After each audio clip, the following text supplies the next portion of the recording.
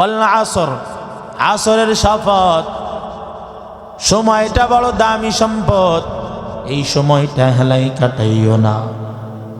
সময় যারা যত মূল্যায়ন করবে তারা তত দুনিয়ার ভিতরে মূল্যায়িত হয়ে যাবে আল্লাহর কাছে। সময়কে যদি আপনি মূল্যায়ন করেন আপনি নিজেই মূল্যবান হয়ে যাবেন। কথা কোন ঠিক কিনা? সময়কে মূল্যায়ন করো। সময়কে মূল্যায়ন করলে এই সময় আপনাকে দামি বানায় দিবে। সময় এতটা দামি সম্পদ, চার বড় বড় ইমাম, চার ইমামের এক ইমামের নাম ইমামে শাফিঈ রাহমাতুল্লাহ আলাইহি। নাম শুনছেন কি শুনেন নাই? সবাই বলেন। ইমাম শাফিঈ রাহমাতুল্লাহ আলাইহি উনি এই সূরার ব্যাপারে, যদিও ছোট্ট সূরা, এই সূরার ব্যাপারে বলেছেন লাউ লাম ইয়ানজিল গায়রা হাযিহিস সূরা লাকাফাতিন নাস। আল্লাহ পাক যদি কোরআনুল কারীমের 114টা সূরা 13টা নাজিল না কইরা শুধুমাত্র সূরা আসর নাজিল করতেন, এই সূরা আসর শুধু যদি আল্লাহ নাজিল করতেন, বান্দার জন্য আর কোন সূরার প্রয়োজন ছিল না। বান্দা একটা সূরার উপরে যদি আমল করত নাজাত পাইয়া জান্নাতে যেত। এরে আল্লাহর গোলাম, এই দামি সময়, এই সম্পদ, দামি সম্পদ সময় আমি আমল করলেও কেটে যাবে, না করলেও কাটবে কিনা? রাতের পরে দিন, দিনের পরে রাত আসে কি আসে না? আপনি ইনকাম রোজগার করলেও সময় কাটবে, না করলেও কাটবে, কেউ ঠেকায় রাখতে পারবে না। এক আল্লাহর বান্দা বরফ বিক্রি করতে করতে চিল্লায় চিল্লায় বিকাল বেলা ডাক দিয়া কই ইরহামু মাইয়াদুবু রাসু মালিহি, কে আছো আমাকে একটু রহম করো। কেন রহম করবে? বলে আমার মূলধন গলে যাই, যার মূলধন গলে যাই তাকে একটু রহম করো। তার মানে আমার থেকে কিনে আমাকে মুক্ত করো। বরফ যতই থাকবে ততই গলবে, এজন্য বরফ বিক্রেতা দ্রুত সকলকে কেনার জন্য আহ্বান জানাই ইরহামু মাইয়াদুবু রাসু মালিহি, আমার বরফগুলো কিনিয়া আমার উপরে রহম করো, সবাই কিনিয়া নাও। আমার মূলধন গলে যাই, বরফ গলে যাই, আমার লস হয়ে যায়, কিনিয়া নাও। বরফ যেমন রেখে দিলে গলে যায়, ঠিক দুনিয়ার ভিতরে মানুষ আসার পর থেকে হায়াতের এই সময়টাও গলতেই থাকে, গলতেই থাকে। এই হায়াত ধরে রাখার ক্ষমতা কারো নাই, এই হায়াত পুরাইতেই থাকে।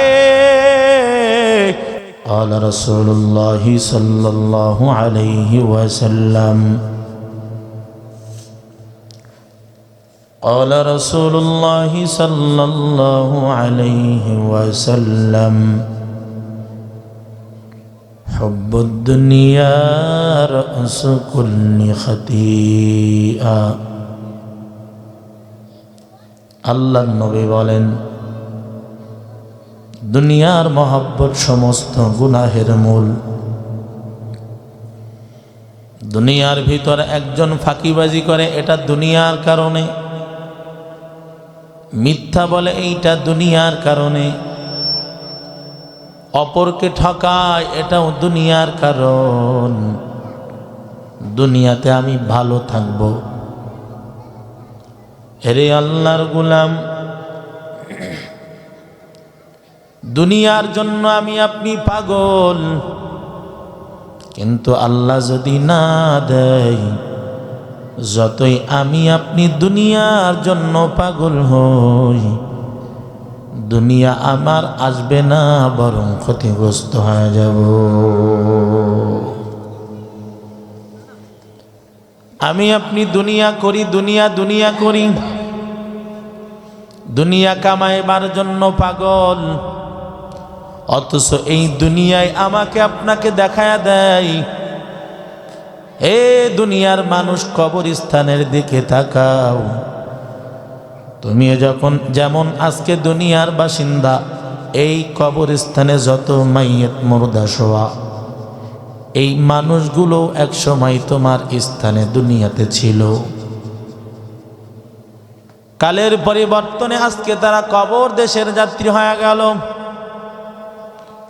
তুমি যে দুনিয়াতে চিরস্থায়ী থাকতে পারবা এমন কোনো গ্যারান্টি নাই। তোমাকেও বিদায় হয়ে যাওয়া লাগবে। ওই কবর আমাদেরকে শিক্ষা দেয়, কবরওয়ালারা আমাদেরকে শিখায়। আজকে যেমন আমার কথা বন্ধ, আমিও যেমন শুনশান হয়ে গেলাম। কবরস্থান যেমন নীরব নিস্তব্ধ এলাকা, অথচ হাজার হাজার মানুষ ঘুমায়, এরপরে একটা আওয়াজ নাই, কোনো সাউন্ড আছে নাকি? ওই কবরওয়ালারা বলেন, যেমন ভাবে আমরা আজকে নীরব হয়ে গেছি, এক সময় তোমাদেরও নীরব হয়ে যাওয়া লাগবে। দুনিয়াতে চিরস্থায়ী কেউ থাকতে পারে নাই, তোমরাও থাকতে পারবা না। এজন্য দুনিয়ার জন্য পাগল হওয়া যাবে না। যারা খাঁটি আহলুল্লাহ, আল্লাহওয়ালা, এরা দুনিয়ার জন্য পাগল হয় না। যারা আল্লাহকে ভালোবাসে তারা দুনিয়ার জন্য বেশি পাগল হয় না। এরে আল্লাহর গোলাম, এক আল্লাহর বান্দার ঘটনা।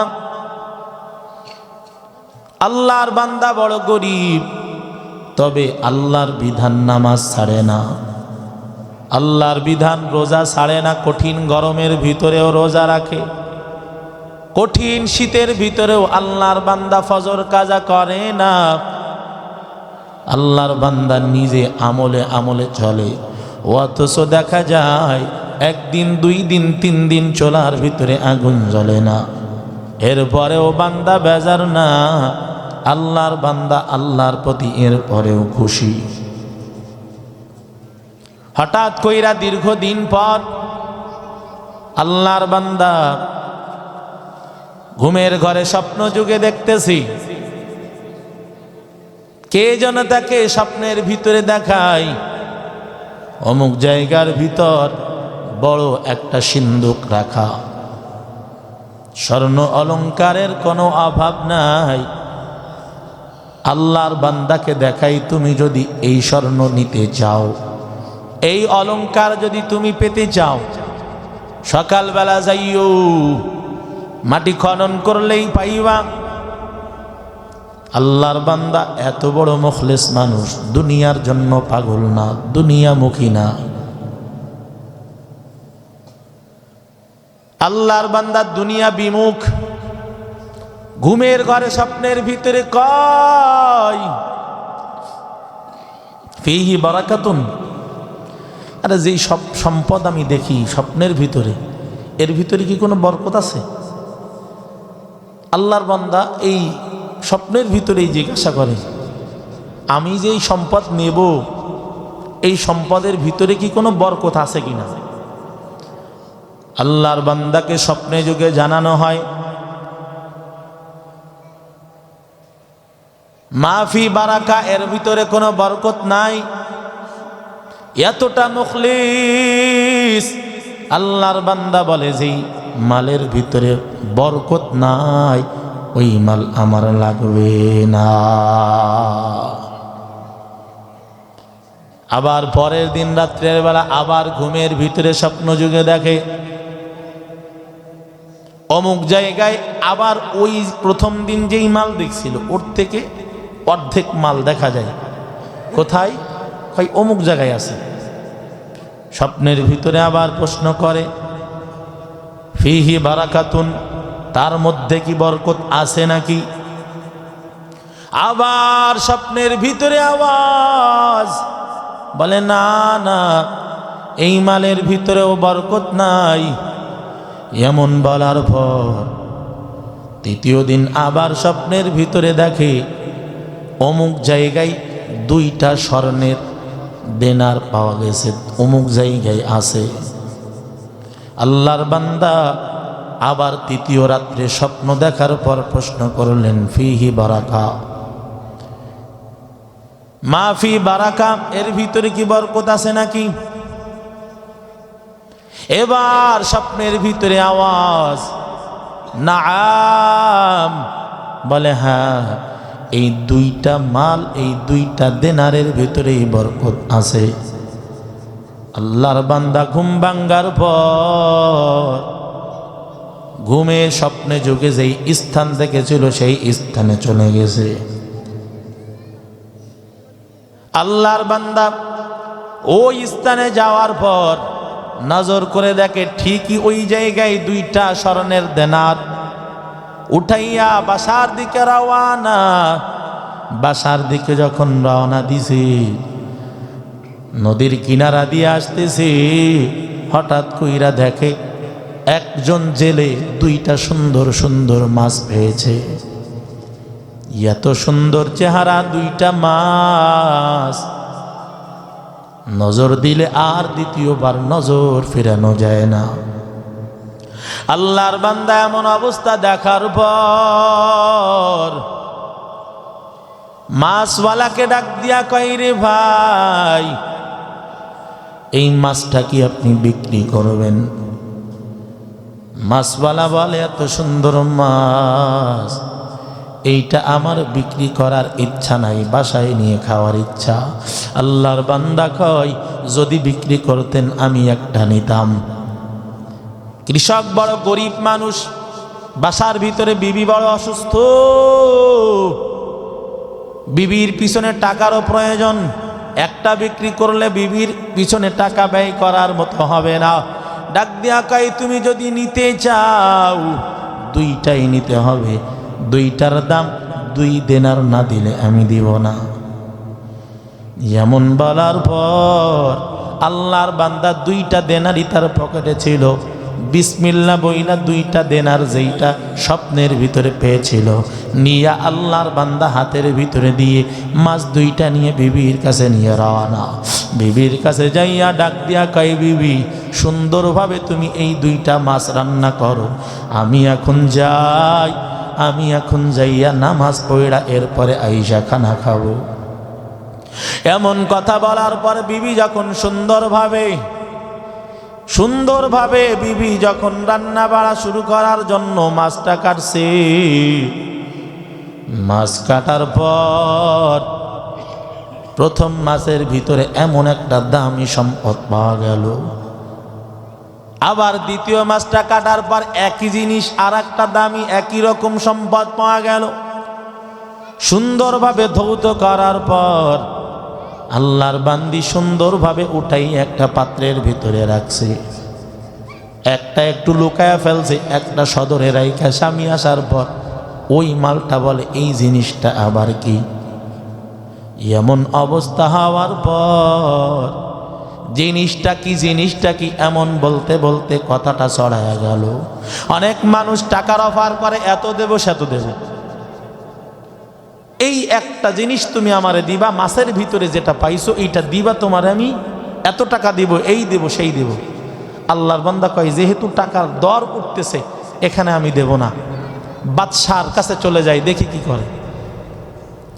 দুনিয়া বিমুখ হওয়ার কারণে আল্লাহ কত বরকত দেয়। আল্লাহর বান্দা বাদশার কাছে যাওয়ার পরে বাদশা দেইখা কয়, এটা তো অমূল্য সম্পদ তুমি আমার কাছে এনেছো, সুতরাং এখন তুমি এইটা কত হইলে দিবা? কয়, আপনি কত দিবেন বলেন? কয়, আমি আমার রাজ্যের অর্ধেক সম্পদ তোমাকে দিয়ে দিব। সুবহানাল্লাহ। বলে ছিল কয় দেনার? বরকত আছে না নাই? বাদশা ডাক দেয়া কয়, এই সম্পদটা আমাকে যদি আর একটা দিতে পারো, পুরা রাজ্য তোমারে দিয়ে দিব, রাজ্যের রাজা বানায়া দিব। আল্লাহর বান্দা বড় পেরেশান, পাইলাম একটা, বাদশা বলে 2টা লাগবে, 2টা দিলে রাজত্ব পাওয়া যাবে। রাজত্বের কোনো মোহ নাই। বিবির কাছে আইসা রাজত্বের মহাব্বত নিয়া বলে না, বরং বিবির কাছে আইসা একটু এমনভাবে বলে, এত দাম এইটার আমার বাদশা দিল, অর্ধেক সম্পদ আমাকে দিয়ে দিল। এবং এই কথাও বলছে, আর একটা যদি পাইতাম পুরা রাজ্য তোমারে দিয়ে দিতাম। বিবি এবার ডাক দেয়া কয়, স্বামী আমার, একটা মাসের ভিতরে ওইটা পাওয়া গেছে, আর একটা তো আমি লুকায় রাখছিলাম। পুরাটা যদি দিয়ে দেন পুরা রাজ্যের মালিক আপনি হয়ে যাবেন। এরে আল্লাহর গোলাম, তার মানে কি বোঝা গেল? আমরা যতই সম্পদের পিছনে দৌড়াই, ওই সম্পদটা যদি বরকতপূর্ণ না হয় ওর দ্বারা কোনো লাভ হবে না।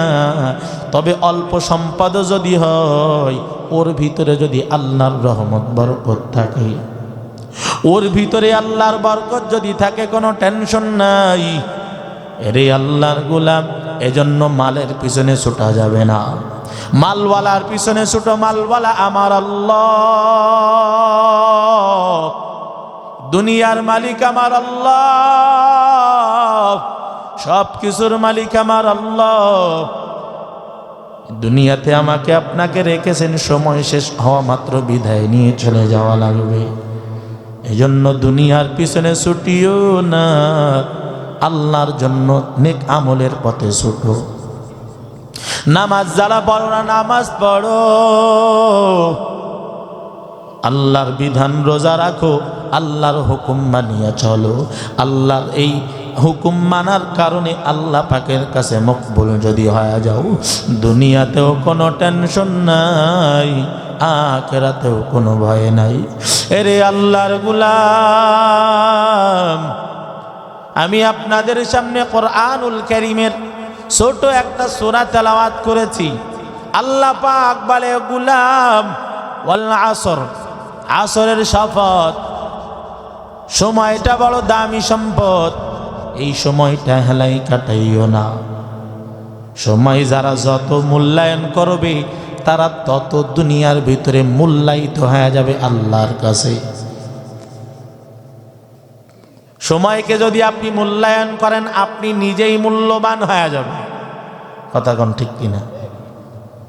সময়কে মূল্যায়ন করো। সময়কে মূল্যায়ন করলে এই সময় আপনাকে দামি বানায় দিবে। সময় এতটা দামি সম্পদ,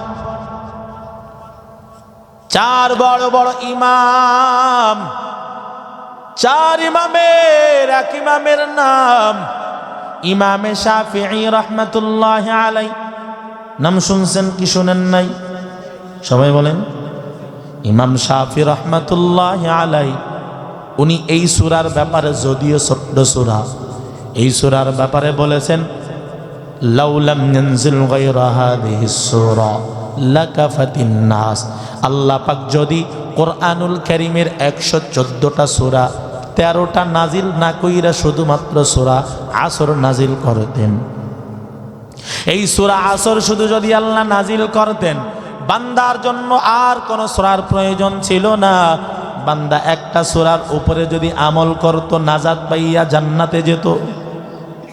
এরে আল্লাহর গোলাম, এই দামি সময়, এই সম্পদ, দামি সম্পদ সময়, আমি আমল করলেও কেটে যাবে, না করলেও কাটবে কিনা?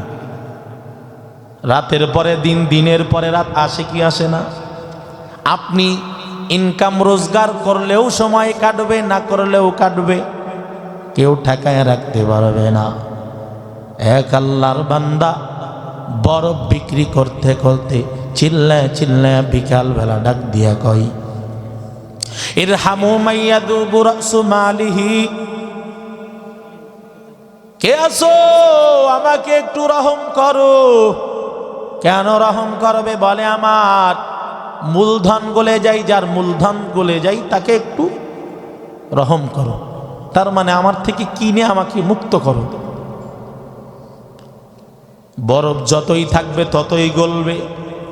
এজন্য বরফ বিক্রেতা দ্রুত সকলকে কেনার জন্য আহ্বান জানাই, ইরহামু মাইয়াদুবু রাসু মালিহি, আমার বরফগুলো কিনিয়া আমার উপরে রহম করো, সবাই কিনিয়া নাও।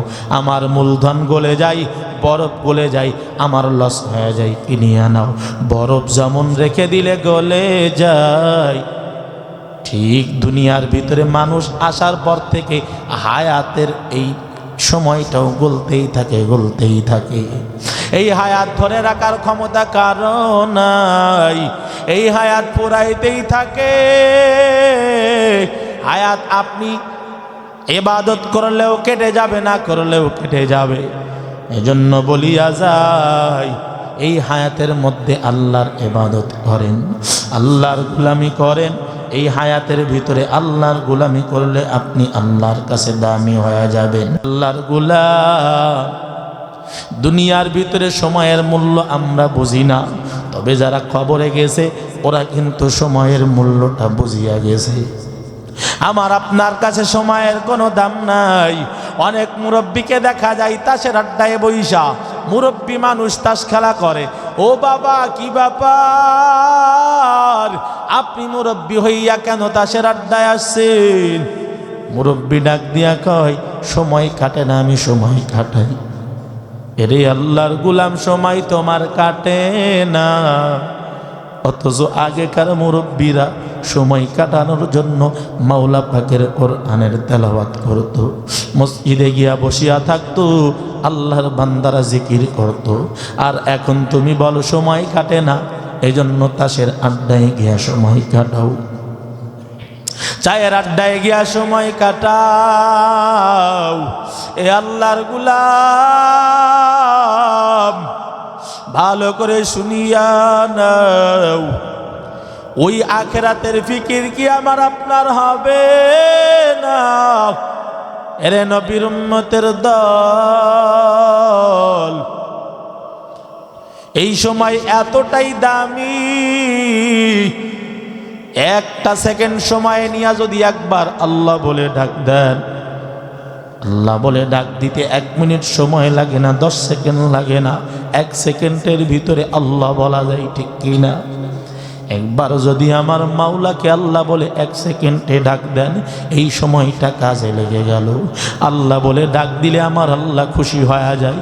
একবার বান্দা যদি সুবহানাল্লাহ বলে, এই সময়ের ভিতর ওই বান্দার আমল নামায় আল্লাহ আসমান জমিন ভরপুর করে নেকি দেয়। একবার যদি সুবহানাল্লাহ বলেন, মান ক্বালা সুবহানাল্লাহ গুফিরা লাহু মা তাকদ্দামা মিন যামবিহি। মায়ার নবী বলেন, একবার সুবহানাল্লাহ বললে, একবার আলহামদুলিল্লাহ বললে, আমার আল্লাহ ওই বান্দার জীবনের গুনাহগুলো মাফ করে দেয়। একবার আমার আল্লাহ শুকরিয়া আদায় আলহামদুলিল্লাহ বললে, ফুতিহাত লাহু আবওয়াবুস সামা, আমার আল্লাহ আসমানের দরওয়াজাগুলো খুলে দেয়। ডাক দিতে থাকে, বান্দা বল, কি লাগবে বল, কেন আমার শুকর আদায় করো? আমার শুকর আদায় কইরা আমি আল্লাহর কাছে কি চাও? আমি আল্লাহর কাছে বল, আমি আল্লাহ আসমানের দরওয়াজা খুলে দিছি, তোর দিকে তাকায় আসি, তুই যা চাবি আমি আল্লাহ দিয়ে দিব। এরে আল্লাহর গোলাম, এজন্য সময়টা এতটাই দামি। এক মুসাফির আল্লাহর গোলাম, মুসাফির মানুষ, আল্লাহর বান্দা, সফর হালাতে রওনা দিয়া অবস্থাতে, সফর হালাতে তার চোখের সামনে একটা বড় কবরস্থান পড়িয়া গেল। সময়টা কেমন দামি সম্পদ! এরে আল্লাহর গোলাম, সময় এত দামি সম্পদ। মুসাফির বড় কবরস্থান দেখা আল্লাহর বান্দা কবরস্থানের পাশে একটু কবর জিয়ারতের নিয়তে গেল। যেহেতু আমি মুসাফির মানুষ, কবরস্থান দেখাও দিলের ভিতরে একটা কামড় দিয়ে উঠছে। কবরস্থান যখন জিয়ারতের জন্য যাই, আল্লাহর বান্দা কবরস্থানের পাশে দাঁড়ায়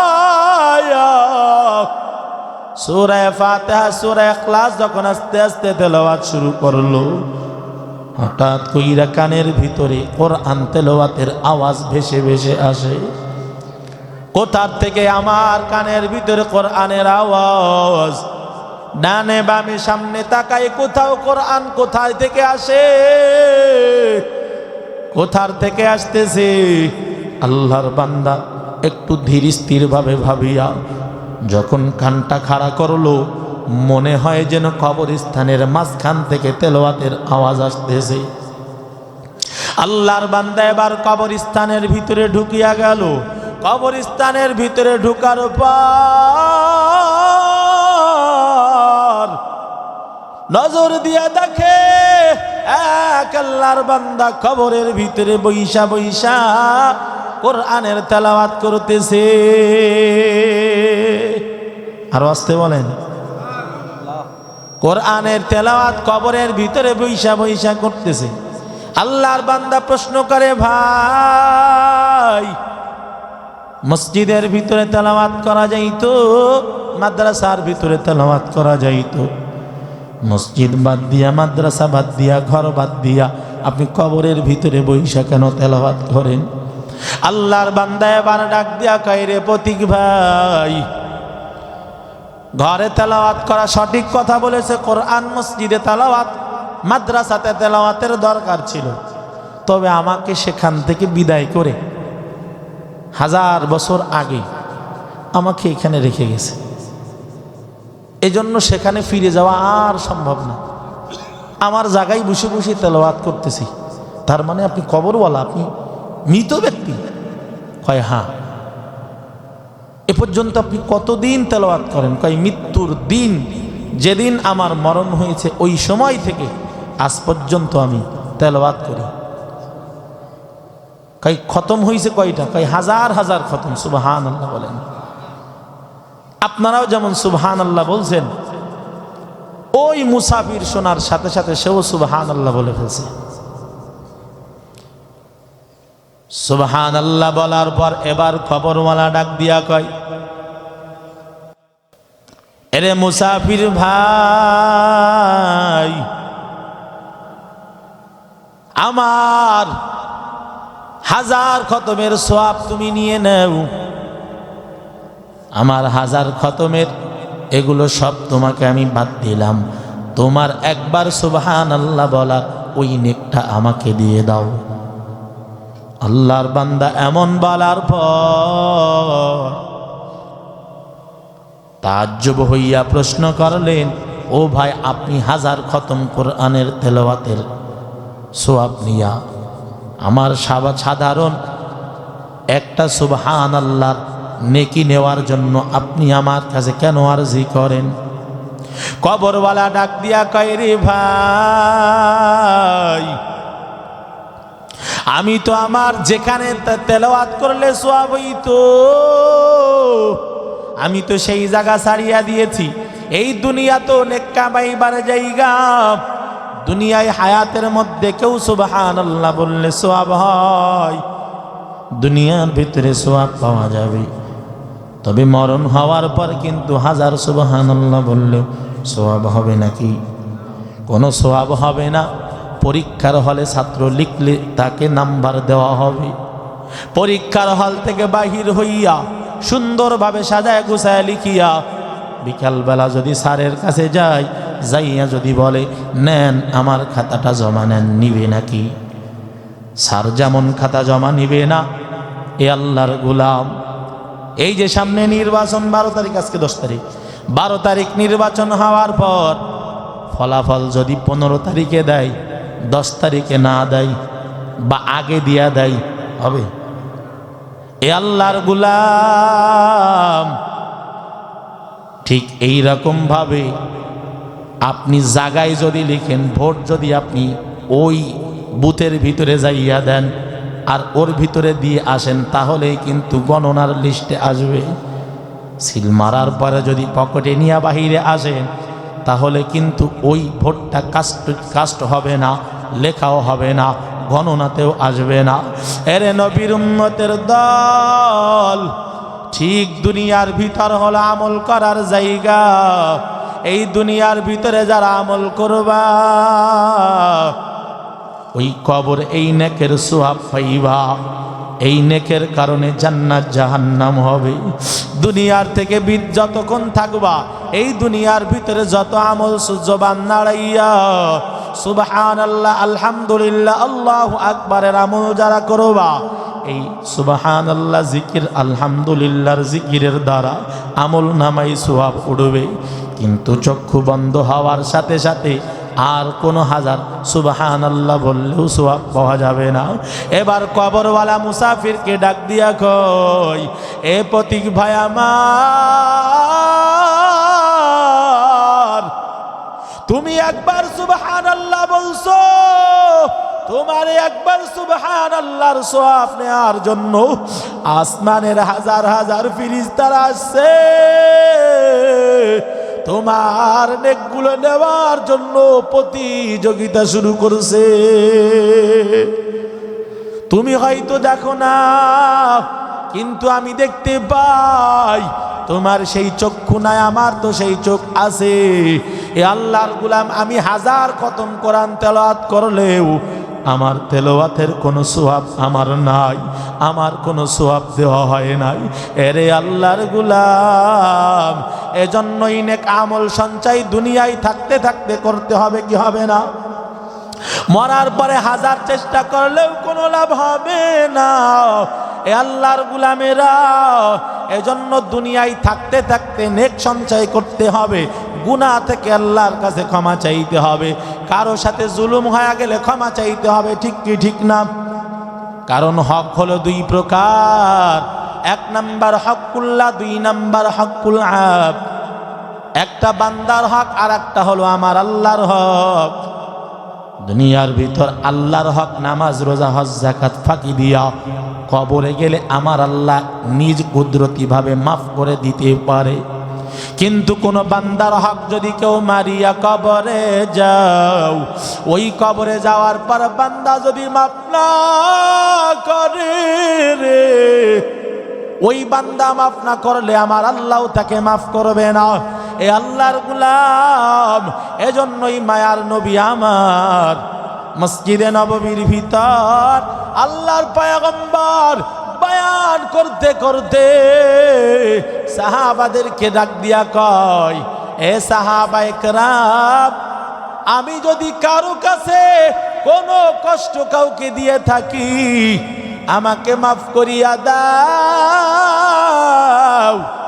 সাহাবাদের কাছে নবী মাপ চাই। এরে আল্লাহর গোলাম, মায়ার নবী মাপ চাওয়ার পরে ডাক দিয়া কয়, হাল তাদরুনা মানিল মুফলিস? ও সাহাবারা, বলো সব থেকে অসহায় কে? আল্লাহর নবী প্রশ্ন করার পর সাহাবারা জবাব দিয়া বলেন, আল মুফলিসু ফিনা ইয়া রাসূলুল্লাহ মান লা দিরহাম লাহু ওয়ালা মাতাআ। আমি যদি আপনাদের কাছে প্রশ্ন করি, ভাই আপনার এলাকার ভিতরে সবথেকে অসহায় মানুষকে, কি জবাব দিবেন? বলেন বলেন। যে অভাবী, যার টাকা পয়সা নাই, ধন দৌলত নাই, ও সব থেকে অসহায়। গাড়ি বাড়ি নাই, এ অসহায়? কি এই উত্তর দিবেন না? সাহাবায়ে কেরাম নবী প্রশ্ন করার পর, হাল তাদরুনা মানিল মুফলিস? সাহাবারা বলো, আমাদের ভিতর, আমার উম্মতের ভিতর সব থেকে অসহায় কে? সাহাবারা ডাক দিয়া কয়, আল মুফলিসু ফিনা ইয়া রাসূলুল্লাহ মান লা দিরহাম লাহু ওয়ালা মাতাআ। ও পয়গম্বর, আমাদের ভিতর সব থেকে অসহায় হলো সে, যার টাকা পয়সা নাই, গাড়ি বাড়ি নাই, ধন দৌলত নাই। মায়ার নবী আমার ডাক দিয়া বলেন, না না, আল মুফলিসু মিন উম্মতি, সব থেকে অসহায় হলো আমার উম্মতের সেই গোলাম, ইয়াতি ইয়াউমাল কিয়ামাতি বিসালাতিন ওয়া সিয়ামিন ওয়া যাকাতিন। আল্লাহর পয়গম্বর ডাক দিয়া কয়, আমার উম্মতের সব থেকে অসহায় ওই বান্দা, যেই বান্দা নামাজ রোজা হজ যাকাতের আমল নিয়া ময়দানে মাহশারে উঠবে। ময়দানে মাহশারে উঠার পর একজন আয়েশা তার ব্যাপারে নালিশ করবে, ওয়াকাদ শাতামা হাযা ওয়া আকালা মালা হাযা। ও রব্বুল আলামিন, এই বান্দা আজকে আমল নিয়া নামাজ রোজা হজ যাকাতের বড় স্তূপ আমল নিয়ে আপনার কাছে আসছে, অথচ এক বড় জালেম, ও আল্লাহ, দুনিয়ার ভিতর জোরপূর্বক ভাবে আমার সম্পদ আগ্রহ করেছিল, দুনিয়াতে পাওয়ার থাকার কারণে আমি নিতে পারি নাই। আজকে আপনার কাছে বিচার দিলাম, ও আল্লাহ আজকে আপনি বিচার করে দেন। আল্লাহ বলবে আজকে তাকে ফিরা দাও। বান্দা বলবে কিছুই নাই। আল্লাহ বলবেন তাহলে যেহেতু কিছুই নাই, তোর আমল নামাই যেহেতু নেকি আছে আজকে নেকি দিয়া দাও। এ আল্লাহর গোলামেরা গুয়াতলির মুসলমান, আজকে পরের সম্পদের দিকে নজর দাও। খবরদার পরের সম্পদের দিকে নজর দিও না। অনেক এমন ভাই আছে বোনের সম্পদের দিকে নজর দেয়, বোনের সম্পদ জোর করিয়া নিয়া নাই। ভাই বোনের সম্পদ তাকে দিতে চাই না। এরে আল্লাহর গোলাম, ওই ময়দানে কিন্তু বোন দাঁড়ায় যাবে, ডাক দিয়া বলবে আল্লাহ আমার ভাই আমার বাবার সম্পদ আমার দেয় নাই, ফাঁকি দিয়েছিল। ওই দিন বলার পর আল্লাহর কাছে ধরা পড়িয়া যাবেন। এ আল্লাহর গোলামেরা, আমি কাউকে কষ্ট দেওয়ার জন্য বলি না, বরং আপনি বেঁচে যাওয়ার জন্যই আপনাকে পরামর্শ দেই। বোনকে ডাকিয়া তার পাওনা তাকে বুঝাইয়া দাও, তার কাছে ক্ষমা চাইও। আমার বোনের কাছে যদি আমি ক্ষমা চাই, মাফ করবে কি করবে না? আপনার বোনের কাছে আপনি ক্ষমা চাইলে আপনাকেও মাফ করে দিবে। দুনিয়ার থেকে ক্ষমা চাইয়া যাও, নচেত পরে কিন্তু রেহাই পাওয়া যাবে না। এ আল্লাহর বান্দারা, আবার একজন আসবে আইসা বলবে ওয়াসাফা কাদামা হাদা ওয়া দারাবা হাদা। ও আল্লাহ, এই ব্যক্তি সেই ব্যক্তি দুনিয়ার ভিতরে আমাকে কটু কথা বলেছিল। ও আল্লাহ, আমাকে অনিচ্ছা, আমি কোনো দোষ করি নাই, এরপরেও ক্ষমতার পাওয়ার দিয়ে আমাকে একটা চড় মারছিল। ও আল্লাহ, দুনিয়াতে বিচার পাই নাই, আমার রক্ত ঝরায়া ছিল, বিনা অপরাধে বিচার করে দেন। বলবে তোর আমল আজকে কি আছে দিয়া দাও। আমল নামার নেকি তাকে দিয়া দিবে, তার আমল নামার গুনাহগুলো তার আমল নামায় দিয়া দিবে। এক পর্যায়ে এক একজন আসবে আর তার আমল নামার নেকিগুলো দিতে দিতে এমন একটা সময় হবে আমল নামার সব নেকিগুলো খালি হয়ে যাবে, আর সমস্ত মানুষের গুনাহগুলো তার আমল নামায় ভরে যাবে, স্তূপ হয়ে যাবে। এক পর্যায়ে আমল নিয়ে উঠা ব্যক্তিকে আল্লাহ আদেশ দিবে, এ নাফরমান, আজকে তোকে আর জান্নাতে দিব না,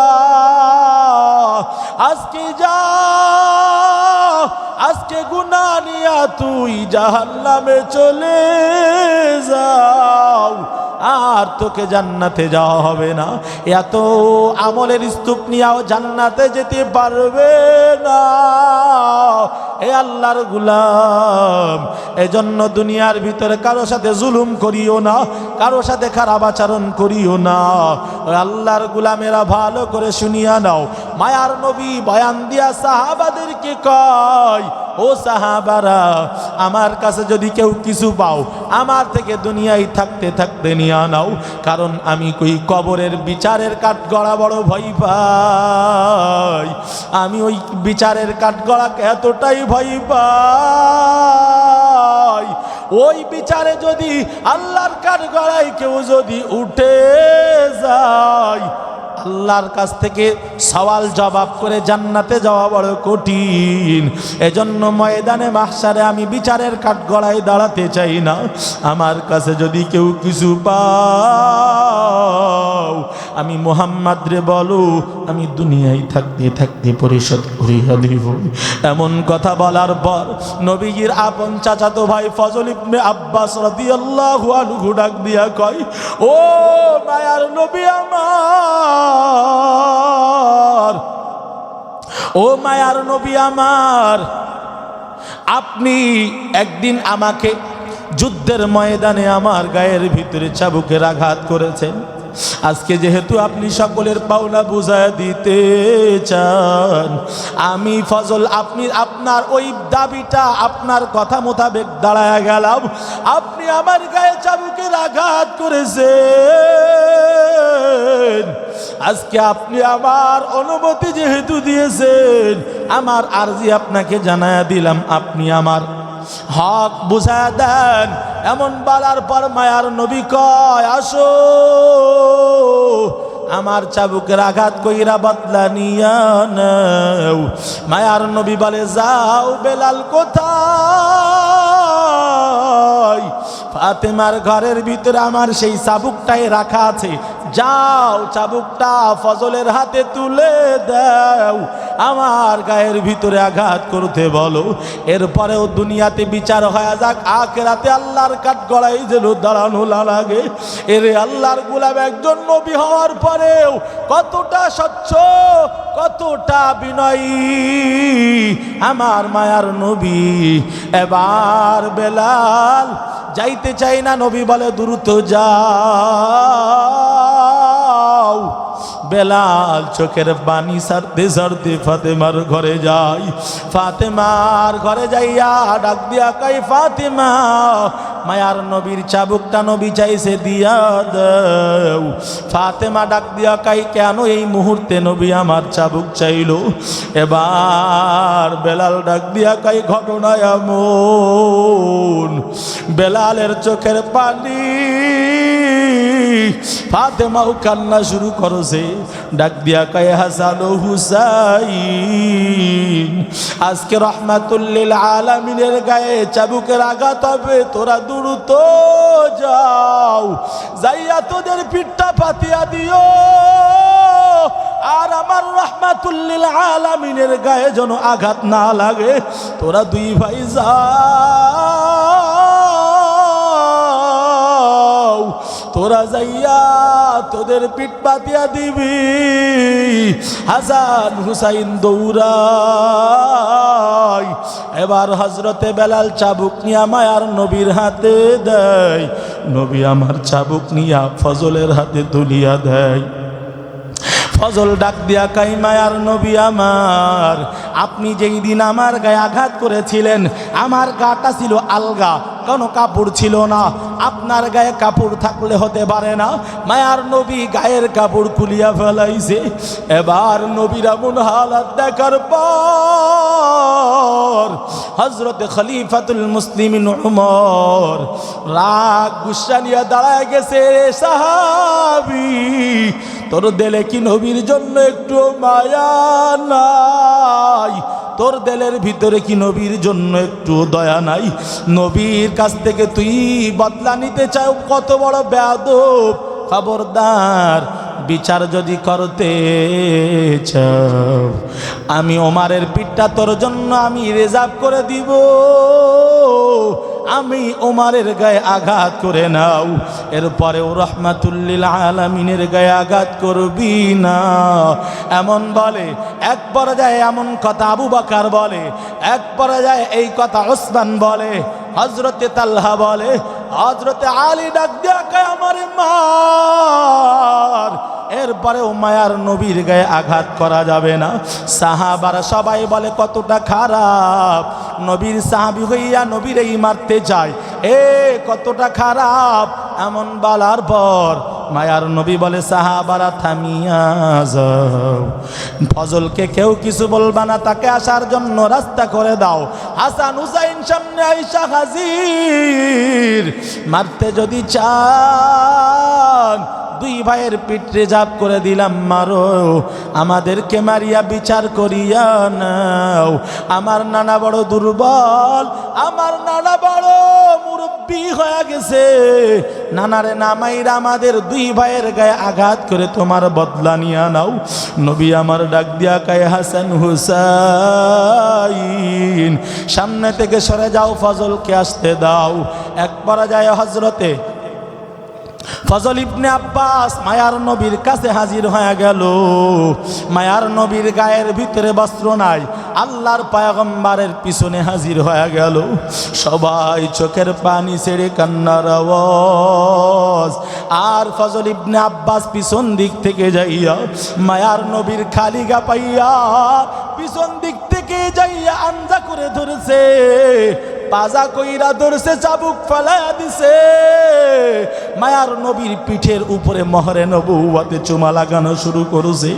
আল্লাহর নবীকে ডাক দিয়া কই নবী আমাকে মাফ করে দেন, আমি আপনাকে মারতে আসি নাই, বরং আপনার মোহরে নবুওয়াতে চুমা দেওয়ার জন্য আমি একটু বাহানা করতেছিলাম, সুযোগ খুঁজতেছিলাম। মায়ার নবী ডাক দেয়া কাইরে ফজল, মোহরে নবুওয়াতে চুমা যারা লাগাইবে বিনা হিসাবে জান্নাতে চলে যাবে। আজকে তুমি তো জান্নাতি হয়ে গেছো।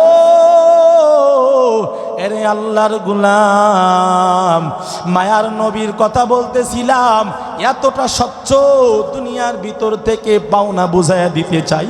আমি তার উম্মত, আমি আপনি তার উম্মত হইয়া কেন বুঝাইয়া দিতে পারবো না? এ আল্লাহর গোলামের আখিরাতের ভয় দিলের ভিতরে ঢুকাও, আজ থেকে গুনাহ ছাড়িয়া দাও, নেক কাজ করিয়া জীবনটাকে সাজাও। এ আল্লাহর বান্দারা, জীবনে কত গুনাহ করছি কেউ খবর রাখে না। এই গুনাহ নিয়ে যদি কবরে যাই, ওই কবরের ভিতরে জাহান্নামের আগুন আমি আপনি সহ্য করতে পারবো না। আল্লাহর কাছে তওবার যদি নিয়ত হয়, খাঁটি তওবার নিয়ত যদি হয়, আল্লাহর কাছে তওবা করতে যদি মন চায়, তওবার নিয়তে আল্লাহর কাছে দুইটা হাত দেখাইয়া দেন। ও দয়ার মালিক, তওবার নিয়তে হাত তুলেছি, মাফ করে দেন।